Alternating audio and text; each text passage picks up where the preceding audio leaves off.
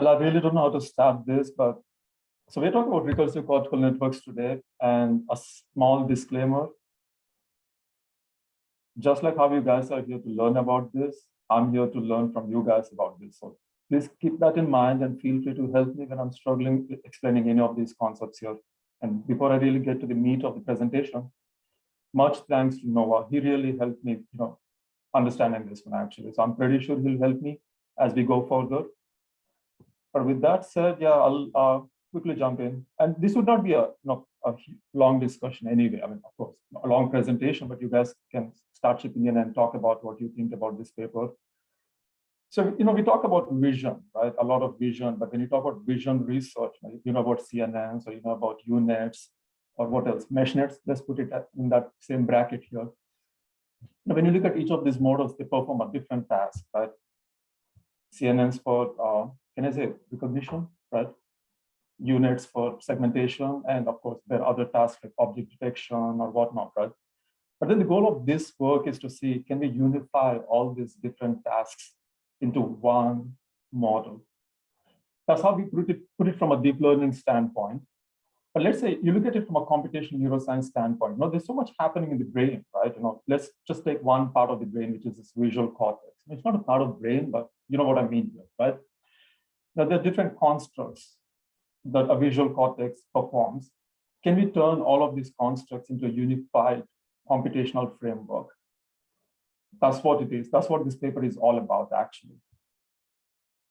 So with that said, this is really a bad slide. I didn't get a chance to take this off. So when we talk about recursive cortical networks, there are three important, or maybe I'd say two important facets.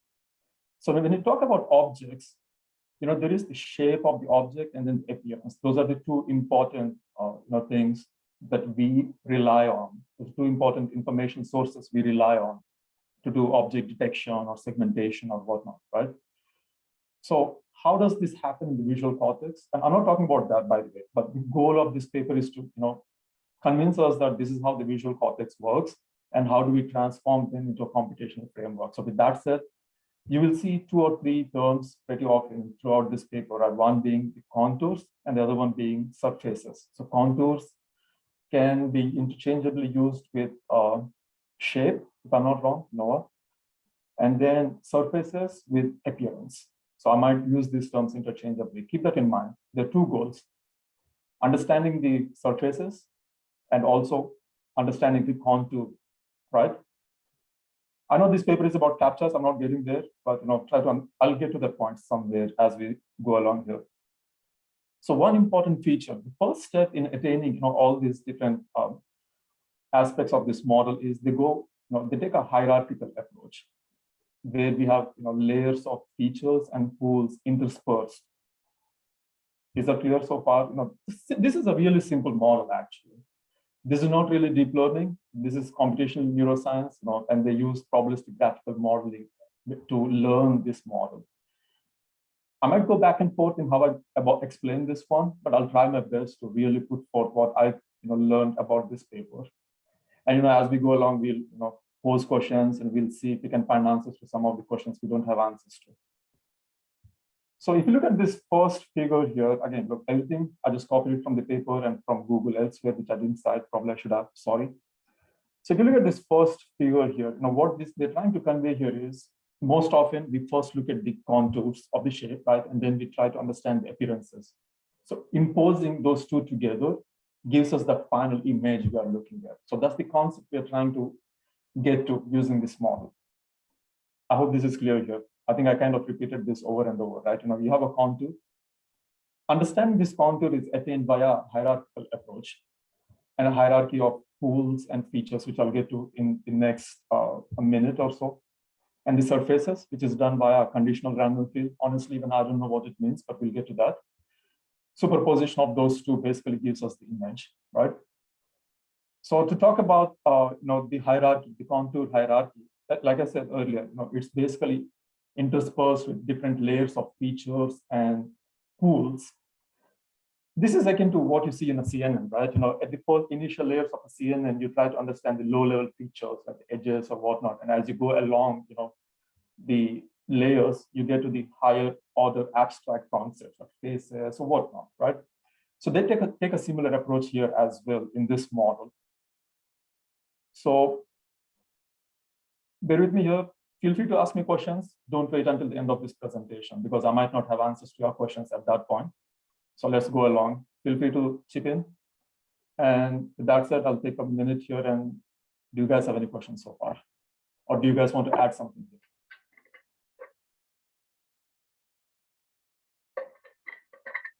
Well, I'll take that as a no. So let's take a look at one layer. Let's just take any layer. I don't know if this is a very good, let's go back to this slide here. Now, so when you look at the feature, so when I said features and pools, so think of features as the low level constructs or components that make up the image or the contour. For example, when you look at a square object here, right? What is the first thing? When you look at the contour of the square, what do you see? You see the lines, right? And the lines combine together to form corners, right? So using the same notion of the low-level features, we call them lines, we call them child, they're children in this case. These are the child features when you look at this picture, B. And then when I say combining those features, you're basically pooling them to understand the next level feature, which is corner in this case, right? So essentially that's what this picture is suggesting here. So take any image or take any picture out there. All you're trying to do is at the low level, you try to figure out what the low level constructs are. You pool them to understand the next level constructs. So that's one pair of feature layer and a pooling layer. And then again, these pooled layers turn out to be features for the next level. And then you have another pool layer. So they're stacked one on top of each other that way. That's what this model is all about. Can't think of anything else, but if I have to be really specific, let me try if I can be specific here. So let's take a look at Hirsch, I have a question. Yeah, go ahead. What's the difference between like the top level feature layer and one of the bottom? Like, can you describe that difference or that relationship? I think I mentioned this earlier, right? At the low, when you say low level, at the low level, you're looking at the basic features that make up the contours, right? For example, at least in the context of square, you only have two layers. The first layer talks about the line, and the next layer talks about the edge, the edges making up the square. So if you have, let's use a CNN example, right? Again, like I said, in the initial layers of the CNN, you see the edges. In the next layer, you see the contours. And as you go further, you see the higher order abstract features, like entire faces, the eyes and nose put together, something like that. Does that make sense? Yeah, I have something to interject. Sure. May I interject? Yeah, go ahead. Yeah, like the picture that you have with all the nodes and links that was like a slide before or something.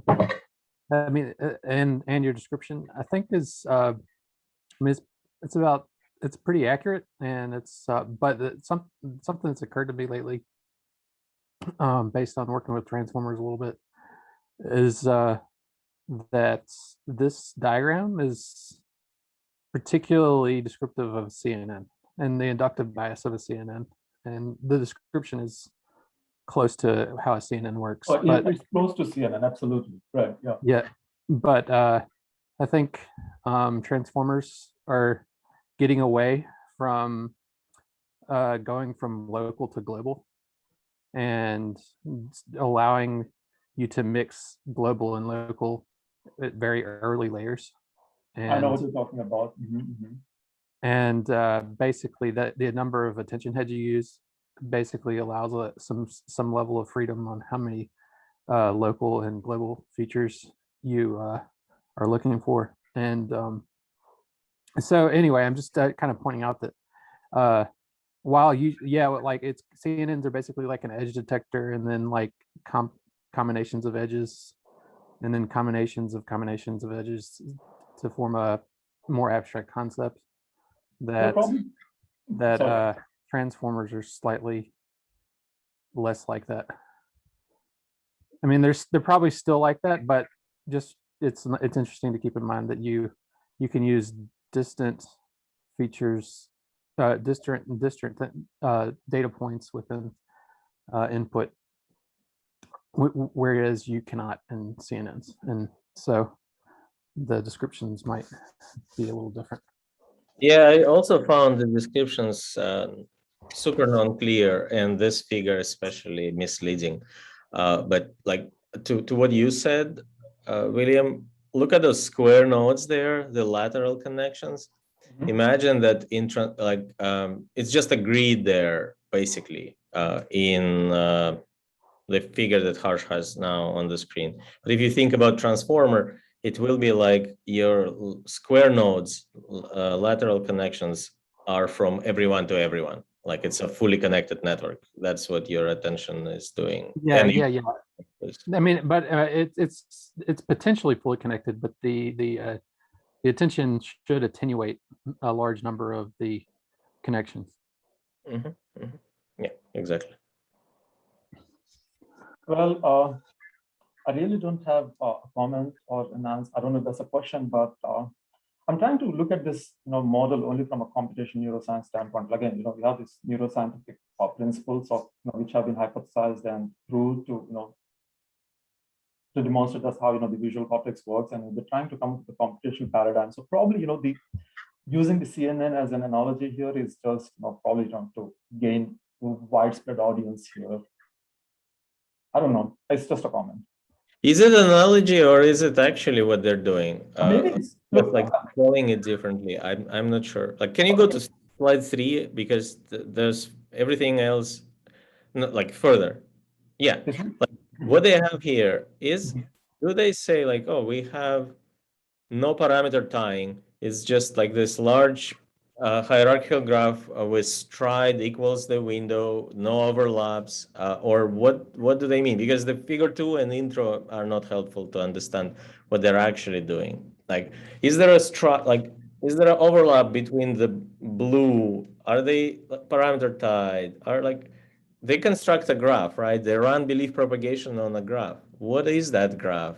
Okay, good question. I think I'll try to answer that.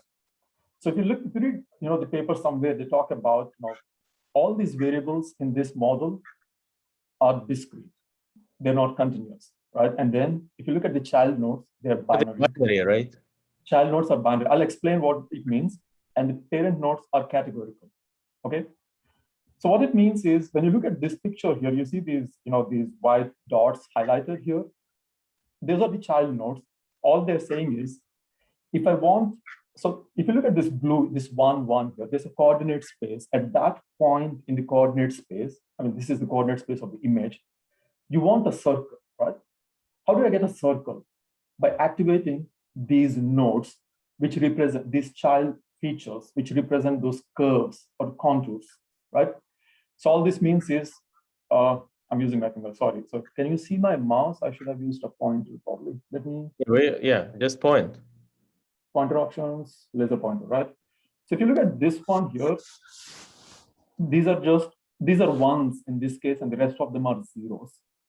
So these child features have been activated. It translates as a circle at this region in the image. Does it make sense? Right? Now, using the same notion now we're going to understand the pooling. It could so happen. Now, this is a very, even I couldn't really see the transition between these two slides, but then what's happening is maybe there's another layer where these curves or the contours are made up of even lower level features. I'll get to that point in the last. They call them patch descriptors, actually. Does that make sense? Again, right? So basically in the next slide, they're trying to pool them. If I want a full circle, I need to pool the contours from different regions now, right? That's this circle here. And then now we also have to talk about the lateral connections, right? If you look at this image, this might not necessarily look like a complete or good circle, right? So what these lateral connections do is it adds additional constraints to the models, telling you at what point in the learning process a particular contour is acceptable or not. Does it make sense? So think of this one. This green line is one contour, right? This happens at a particular parent. This blue line happens at a different parent. To form a very good circle, let's use the concept of a semicircle here, right? If you want a good semicircle, the green and blue really have to overlap, right? But what if they don't overlap? It's not a good circle. So the lateral connections create such constraints.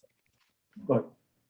Yeah, I have a question. So if you look at this sandwich, orange, yellowish block, the closest to us in this 3D projection, Right. it encodes red, specifically pointed, specifically rotated red arc, right? Semicircle. And the fact that it's above the purple, whatever they indicate, purple cylinders, that it can place that red arc anywhere in the picture. Those purple cylinders is signify that this the laser light that it projects onto a purple cylinder can go all the way to the far corner, and then like it's kind of translation invariant, right? Absolutely, So, absolutely. so the sandwich encodes the highlighted sandwich encodes red semicircle, and then it decides where the semicircle will be placed or the arc will be placed, right?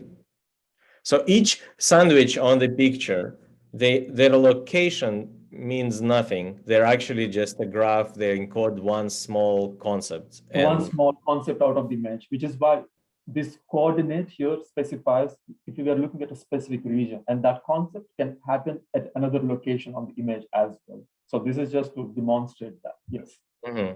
Okay, so it is a graph. It is actually fully exactly graph. Basically, if we write it as a graph to purple cylinders, each of those sandwiches is fully connected to each purple cylinder, and they affect them to generate arcs. Okay, thanks. I don't have those graphs, but I'll use the example of graphs as well. I'll use these illustrations first to explain the high-level concept. Although I'll not use the math, but I'll try to just hand wave how this connects to a graphical model and how the learning happens in a graphical model. Now, those illustrations are confusing, just for the record. They're more confusing than helpful, but okay. I mean, we're learning something basically, using every possible source of information we have at our disposal. But with that said, this is what I was trying to convey here. Some of these circles might not necessarily be, good representations, right? So, the lateral connections place such constraints. In other words, if you look at this figure 3A from the paper, all this is trying to say, you see this one without laterals and with laterals. If you look at this one, there is a nice, this is an acceptable edge of a square, right? Or a corner of a square combined, pooled by two edges. But if you look at this one, this doesn't necessarily replicate or represent the corner of a square, right? So that's what lateral connections do here. They emphasize those relationships of constraints of what's an acceptable contour and what's not, right? Any questions here? I have a lot, but I don't know if I should ask. Please go for it. Of course, you have to ask. That's how we learn. Like it's graphs. Now looking at this and thinking about the brain, in the brain, the same part of the cortex sees very different edge detectors depending on the image. It's the same part. And when you go higher, it's also the same part that can encode an arc, an angle, whatever is under, it will encode. It's not binary. It's not like this thing encodes one concept. It's not true. It's feed forward, but different things can feed forward through the same part of the brain. And when you see the same part of the visual cortex looking at it, there's a follow-up paper, if you remember that, I don't know if you saw this, they talk about cortical columns, right? So the visual cortex itself is made up of these cortical columns. So all these different layers we are seeing here are representative of those cortical columns in the visual cortex. Which means every layer looks at a different feature. Well, exactly. So it's not a node that it encodes an arc. We have a full layer of repeated nodes, each one encodes the same Exactly. arc. Exactly. So in fact, I didn't mention this because I wasn't sure how to present this. If you look at this layer here, they say, this layer spans the entire space of possibilities. So, the shape you see can occur anywhere on this layer. Does it make sense? Yeah, so if you have 10 concepts in the same layer, each of them is actually a layer, and lateral connections is a fully connected across. Each of them is a channel. Each of them is a channel, or exactly, right. Okay, feels very redundant now, but let's see what will happen next and how we can. Basically, the 0-1s tell you which of those channels or which of those low-level constructs or concepts from the contour have been activated. And they can be activated differently at different locations. Yeah, which and where, and yeah, okay. Well, I think that's pretty much the presentation, actually. Let me try. What am I missing? Okay, now this is the most important thing which I couldn't really comprehend, but I will try. And I'll be glad if someone can help me with this concept here. Now, I've been talking about these low-level features and low-level features, right? But then, if you talk about CNN, you just give your model, you present an image to the model. What it does is it basically converts the pixels into, it relies on the pixel information, right? And does the training and everything. And in this case, what it does is they have an additional, this is not a layer, but rather a pre-processing step, sort of. They use Gabor filters. They pass the image to these Gabor filters, which converts them into these different edge detectors. Of course, they are edge detectors, right? So these low-level constructs or features are hard-coded. These are not learned. Rather, the idea is any image or surface or contour you see is a composition of these features. And in this case, all they use is, I really don't know how to explain this one, but if you look at this right-hand side, all they say is, they use the term patch descriptors in the supplementary material. All they're trying to say is combination of these patch descriptors gives us the shape, right? And then we already seen how the hierarchical, representation gives us the contour. Now, at this point, they use a conditional random field. I think this is, I don't know if I have that slide. Let me see. I think I did not put it. Oh, yeah, this one. So at this point, at the last layer of the model, they have a conditional random field which tries to superimpose the contour you learned and the surface.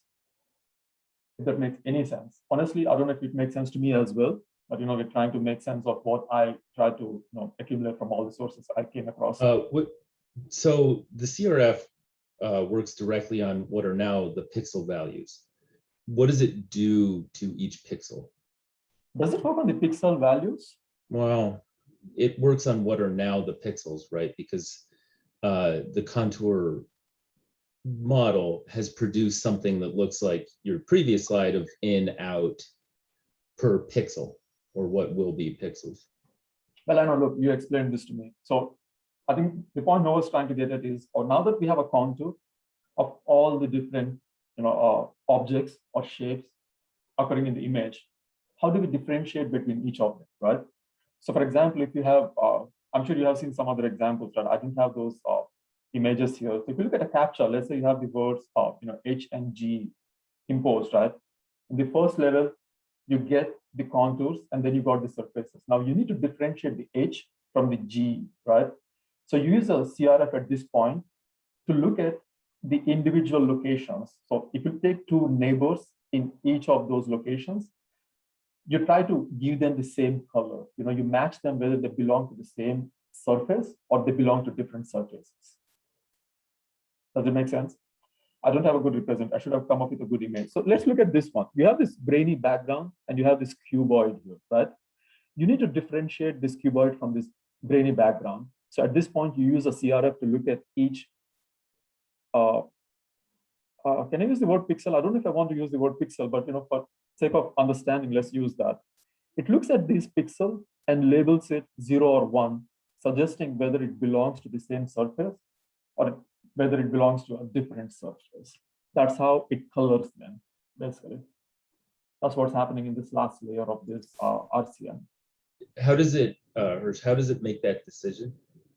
I or not actually? So from what I understand, the CRF assigns a probability to each pixel based on what the contour model gives it. So the contour model gives it, can you show the slide with the in-out thing? Yeah, so the model, the contour model gives it something like the image on the right. And then the CRF builds the colors based on that. And so, you know, two neighboring pixels that are in and out have a high probability of having a different color, from what I understand. Okay, let me try something here. Now, look, I really hate silence in meetings because I don't know if people are really following it, but sorry about that. Let me try to explain this in another way to see if we can drive, point home here. If you look at this left-hand side, there are these feature nodes, right? So think of each node as one patch descriptor, okay? Now, these are our children. What did I tell you about the child nodes? They are 0, 1s, right? At the next layer, you have this pooling, right? What this pooling does is it basically picks, or it says 0 or 1 on each of these patch descriptors. So at a particular location, let's say if I pick this one, this is what turns out at that location or at that coordinate on the image, right? And then there is another parent that relies on these children, and then it picks one of them. And this patch descriptor turns out at that location, if that makes any sense. When I say locations, I'm referring to this one here. Let's say you want to see an eye here. At this position, the parents relied on those patch descriptors or children of patch descriptors to pick what patch descriptor would turn out at that location. And when you look at the entire collection of these coordinates, let's say, think of this like a curve tracing, right? So when you join all these coordinates, it looks, basically a shape comes out. That's what's happening in an RCM. A contour, I said shape or contour interchangeably, right? Is that clear here? I thought that would be easy, but yeah, look, please feel free to ask me questions, or if you want me to repeat it, I'm happy to do it. But pretty much that's the paper actually. Another question is, go ahead. Yeah, not questions, but so basically they say, okay, we have Gabor filters, there are N of them, they're hard-coded lower features. Then we not hard-coding, but we are still hard-coding the cardinality. There will be 15 concepts in the second layer, 15 concepts in the third layer. What they are, we don't know yet. The Gabor filters are coded, but the concepts, we just know the number of them. And then the generative model will need to figure out what they are and how to combine the Gabor filters to match their objective. How to pull them, how to combine, exactly, right. Okay. And so on the left, on the right, on the right of what you're showing is after the pooling, they combine the number 8 with green, or what is this showing us? Now this gives us just the shape or the contour, right? Now they use the CRF to determine whether these contours come from different shapes or whether they come from the same shape. Yeah, contours or shapes, I'm using them interchangeably, whether they belong to different shapes in the image or whether they belong to the same image or object, and then it colors them, basically, it labels them. This is like segmentation at that point. I thought they call objects surfaces, right? Yeah, they're coding the surfaces, they're coloring the surfaces, but for which you use the information from the contours to determine the neighborhood of the contours. If you read one of the first lines of the paper, they say contours can occur at the intersection of surfaces and on the objects themselves. So they're using this entire information to determine where that separation happens. So let's say there's an overlap of two objects. They're trying to use a CRF to determine where that separation happens and color them accordingly or segment them accordingly. Something doubtful? Well, it's helpful, yeah. And now the next question is, okay, how do we train this model, right? honestly, I didn't really figure this out entirely, but I'll hand wave here, but any of you can feel free to chip in and help me with this one. Now, this is not a traditional deep learning paradigm here. The learning here happens via graphical models. So, if you did probabilistic graphical models or Bayesian networks, now, what does it do? If you look at a graphical model, it basically encompasses these relationships between parents and children, whatever your variables in your, let's say you have some data, right? You're trying to model. You only have observations, but you need to make some assumptions about the hidden variables, right? And how do you establish a relationship between these observations, X, and your latent variables, Z? Graphical model essentially helps us do that. And simultaneously, you can also generate a distribution for the data. That's what generative modeling is all about, right? Now, I want to put a distribution. Can I be a little obnoxious here? Just like it's much simpler than that, if you allow me. So, yeah, graphical model encodes a chain rule of probability in a specific sense. So take a joint probability distribution. Each node, notably each binary node in their model, is random variable is this P of just list the nodes, comma, comma, comma separated. And parents. Yeah, and then you can factor this by using what Bayes discovered, not the Bayesian rule, that one was thanks to Laplace, but Bayes discovered the conditional probability. And so if you factor this according to the edges in that graph, in this hierarchical graph, you can factor it multiple ways. There are like many ways to factor the probability, the joint. You factor it to that way, and then the conditionals will be binary hypercubes, depending on the number of children of variable or number of parents rather.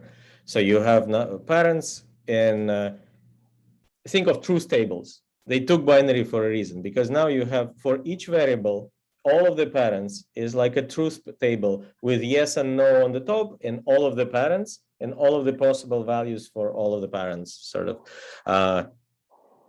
The possible values, no, like take all of the parents. If you have 3 parents, then you have 2 to the 3 number of combinations. For each of the possible values of the parents, what will be the value of the child, which is only 0 and 1. That's kind of a truth table. So you need to estimate those probabilities, I guess. Like, what's the probability of having this and that and this and that?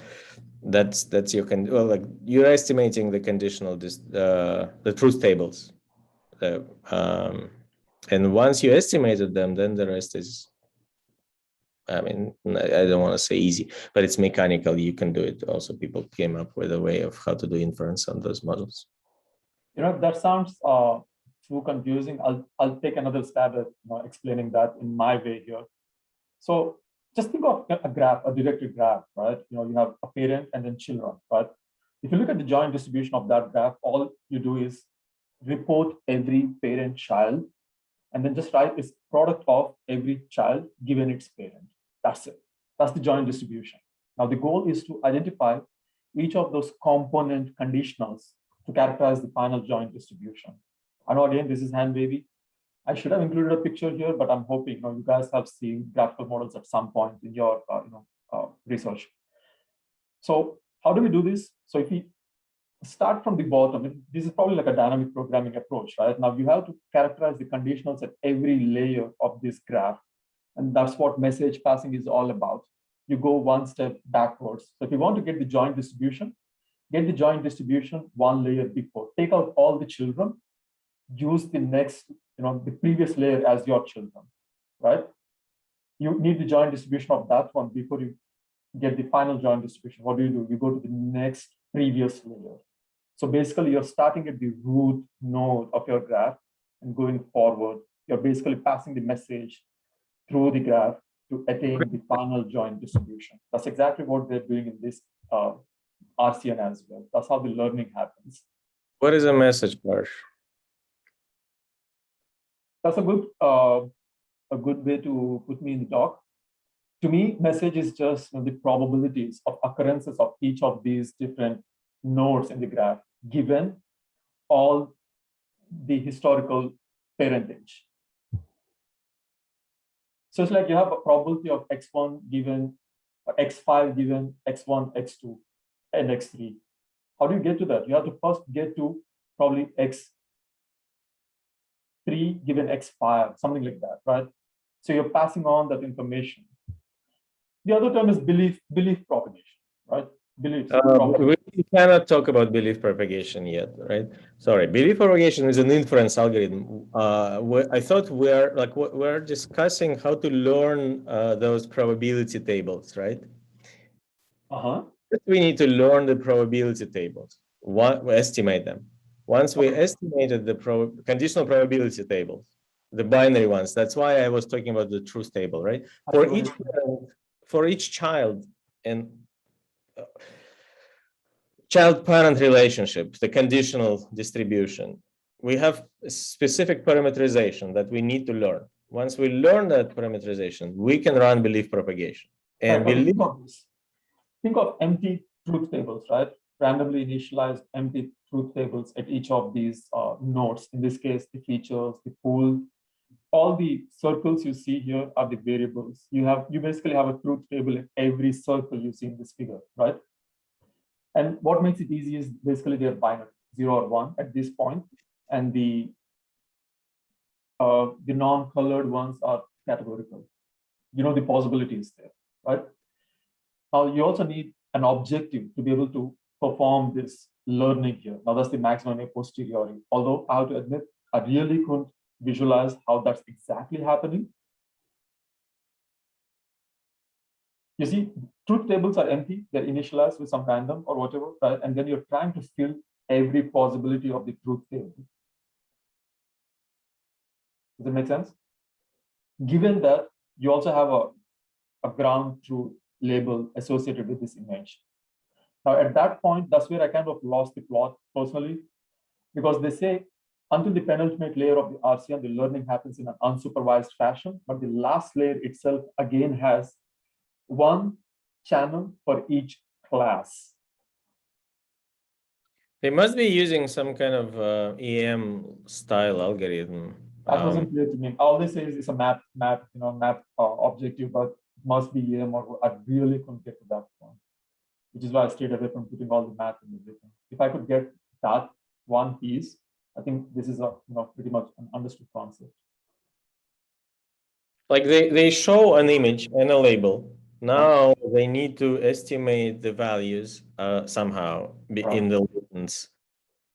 And so they have a set of images and labels, and they need to estimate all the values that are consistent with them, right? That some but look, in probabilistic graphical model, the end outcome is a joint distribution. So how do we characterize the joint distribution between your, let's say, your y hat and y? How do I characterize the joint distribution of my image, my ground truth label?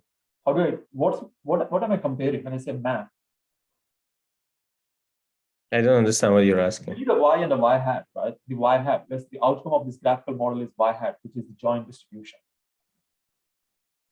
Oh, never mind. I think I can, in the last layer, we have the classes for each object in the image, right? But then at any point, they don't specify if they're doing, how do we use this class information? So we have different objects in an image, and we need to classify. We have to know whether we correctly classified them or not, right? And we need to use that information to go back and learn or fill the truth tables at different nodes. That's the point I couldn't really figure out. I'm trying to get at that, but I know I'm also wrong in what I'm trying to suggest. So I'm only just speaking my mind with this. No, yeah. Go ahead. So ABCD, blah blah blah. The image is, when we show the image, we fix those random variables, which all of those nodes are random variables in our join. Right. And we fix the labels and the image nodes. Right. We need to estimate the latents such that they're consistent. So we do it somehow. I assume some black box that estimates those truth tables. Once we estimated the truth tables and we have our factored or factorized, if you wish, representation of the joint distribution. Yeah, and then you take a new image, and what it says is condition all of the child features to that image, and use belief propagation to set the values of the rest of the image, including the class, the parent nodes. That's how the inference starts in that way. Inference starts at the top. You want to say, or I don't know if I call it inference, that's a bad way. I meant to say generation. So if you want to generate an image specific to a certain class, you start from the top and you go back. You look at the lineage, right? You look at the parents of that node. You go back to the next layer, look at the parents of that node. And basically you're sampling at that point, you get an image generated from that model. Inference. Yeah, I have to admit, I'm a little gray on those concepts, not yet fully understood them here in the context of this paper. But if there's anyone in this group who can help me with that, I would really appreciate it. I thought I'm helping, but okay. I'm still not following. So belief propagation algorithm. Let's throw it away out of the window. That's confusing, right? Inference. What is the task of inference on a graph? On a graph that represents a distribution. When we know exact values of some of the random variables, circles on the you know, you know them, right? If we know some of them, like two of them on the image classes, or the image itself, or the image and the classes, the inference task is to set all of the rest of the variables to the most likely under that condition, according to the distribution that we'll learn somewhere else. So if we want to do generation, forget about sampling or top-down. Generation would say, okay, well, fix what the classes are and set all of the rest, including the image, to the most likely values corresponding to the. Just going backwards again, right? Yeah. There is no backwards, or it's just like directed graphs. Like forget about direction, right? I have this weird location of camera. Anyways, if you want from the image to find out what's the most likely value of the class variables, you set the image nodes and run your inference algorithm that it says all of the values, all of the variables to their most likely values according to this distribution with this conditioning. All of this done, the inference is done by belief propagation, but that's an aside how it's done. It does not really matter in this context. It's just the fact that when we know the classes, we can generate the classes or any other information for any other nodes. Like, for example, what we could do in their model, we could say, I want to generate squares with the arcs. So we know the class is a square, but I also want my mid-layer features to be the arcs. I don't want to use straight lines. No straight lines, they're all zeros. And it will generate the most likely squares, whatever that means to be. That's what they say in the beginning, chair made of ice or something like that. You can just set some of the variables, fix them, condition them, and generate the rest as the most likely, and your image will be the most likely image under that setting. But how to learn that, I'm still unclear. How to learn the joint, the factor joint. Yeah, I really couldn't figure that part here. And in fact, you said one point where you said, oh, we get the distribution of all the, the true labels from somewhere else. Maybe, I don't know, maybe that helps us complete that comparison of the disjoint distribution values you get from the learning the forward pass, because you need that information, right, to be only able to go back and say, oh, update your truth tables accordingly. What it means is, I do a forward pass, I see some joint distribution, right? Then you have a truth table, true label, which has its own joint distribution, which we don't know. And you said we get it somehow, right? So this is like basically having y and y hat. We have a y, now we get a y hat from the forward pass. Now use that information to update your truth tables. Technically the backprop in deep learning, right? Yeah. So I just don't know how we get the y, that's it. Yeah, it is EM, that's what you're saying, right? I couldn't visualize that actually. It must be EM actually, right? In this case, it's a Well, are you graphical- talking about inference or learning the distribution? I'm talking about learning the distribution. Yeah, so that's EM. Latents, we don't know. We know the image. We assume some values for latents. We generate the image. Use the error to adjust the parameters for the latents, adjust the latents value. Again, generate the image, use the error, and like back and forth. Yeah. That's an EM style, at least, meta algorithm. So I could just say, no, all this model does is just EM basically, right? No, it does not. It's a graphical model. It's from what I'm hearing, there is. It is a graphical model. Absolutely. It is a Absolutely. Bayesian method of some sort. Graphical model, probabilistic graphical model, and that's period.